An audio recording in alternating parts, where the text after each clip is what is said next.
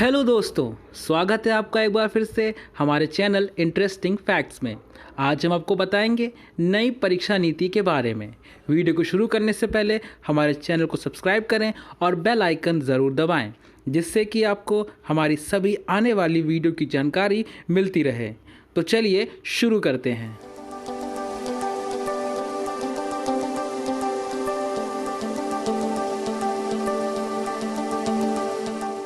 दोस्तों, जैसा कि आपको पता है, मंत्रिमंडल ने सामान्य योग्यता परीक्षा सीईटी आयोजित करने के लिए राष्ट्रीय भर्ती एजेंसी के गठन को मंजूरी दे दी है। मंत्रिमंडल द्वारा केंद्र सरकार की नौकरियों के लिए भर्ती प्रक्रिया में परिवर्तनकारी सुधार लाने के लिए राष्ट्रीय भर्ती एजेंसी एनआरए के गठन का अनुमोदन किया गया है।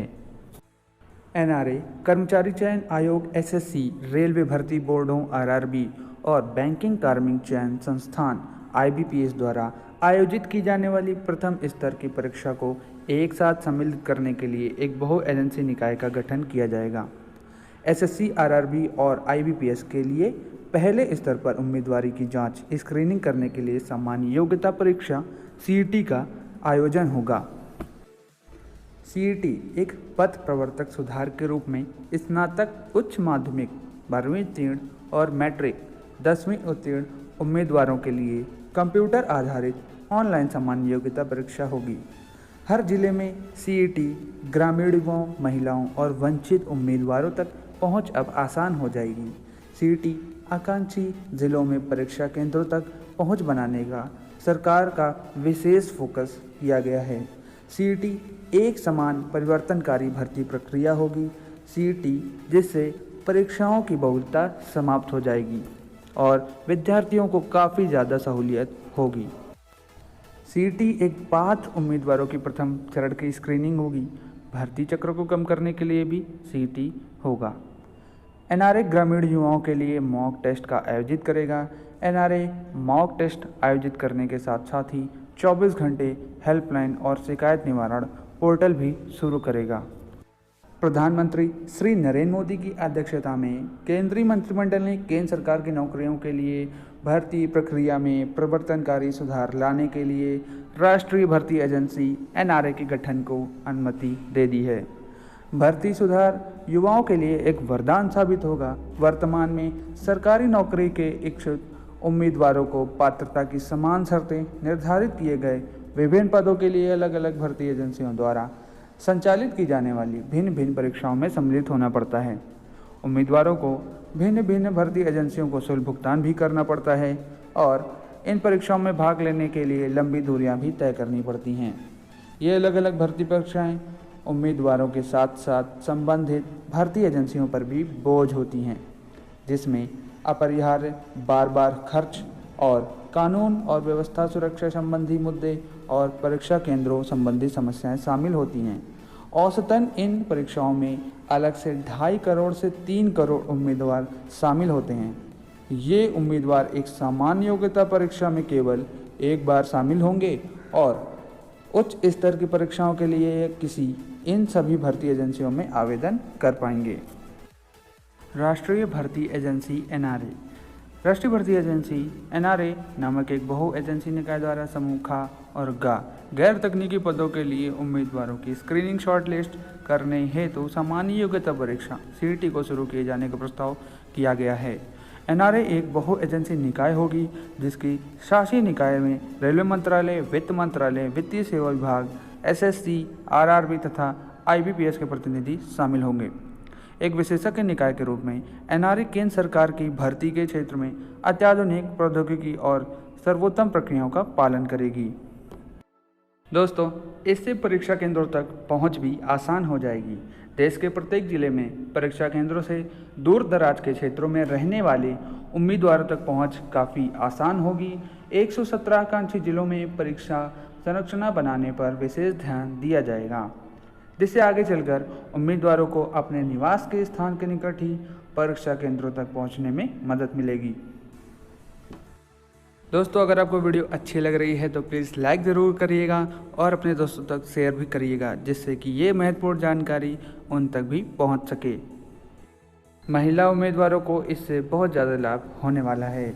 महिला उम्मीदवारों विशेषकर ग्रामीण क्षेत्र से आने वाली महिला उम्मीदवारों को भिन्न भिन्न परीक्षाओं में शामिल होने के लिए कठिनाइयों का सामना करना पड़ता है, क्योंकि उन्हें बहुत दूर वाले स्थानों में परिवहन और ठहरने की व्यवस्था करनी पड़ती है। प्रत्येक जिले में परीक्षा केंद्रों की अब स्थिति से सामान्य तौर पर ग्रामीण क्षेत्रों के उम्मीदवारों तथा विशेष रूप से महिला उम्मीदवारों को अधिक लाभ होगा। और दोस्तों, गरीब उम्मीदवारों को इससे एक बहुत बड़ी राहत मिलेगी। वर्तमान में उम्मीदवारों को बहु एजेंसियों द्वारा संचालित की जा रही विभिन्न परीक्षाओं में बार बार भाग लेना होता है। परीक्षा शुल्क के अतिरिक्त उम्मीदवारों को यात्रा, ठहरने का खर्च, आने पर अतिरिक्त व्यय करना पड़ता है। सीईटी जैसी एकल परीक्षा से काफ़ी हद तक उम्मीदवारों का वित्तीय बोझ कम हो जाएगा। दोस्तों, सीईटी के बारे में जो सबसे महत्वपूर्ण बात है वो है कि सीईटी का स्कोर 3 वर्षों के लिए वैध होगा और अवसरों की संख्या पर कोई भी सीमा नहीं होगी। उम्मीदवारों द्वारा सीईटी में प्राप्त स्कोर परिणाम घोषित होने की तिथि से 3 वर्षों की अवधि के लिए वैध होंगे। वैध उपलब्ध अंकों के सबसे उच्चतम स्कोर को उम्मीदवार का वर्तमान अंक माना जाएगा। सामान्य योग्यता परीक्षा ऊपरी आयु सीमा के अधीन होगी। उम्मीदवारों द्वारा सीईटी में भाग लेने के लिए अवसरों की संख्या पर कोई भी सीमा नहीं होगी।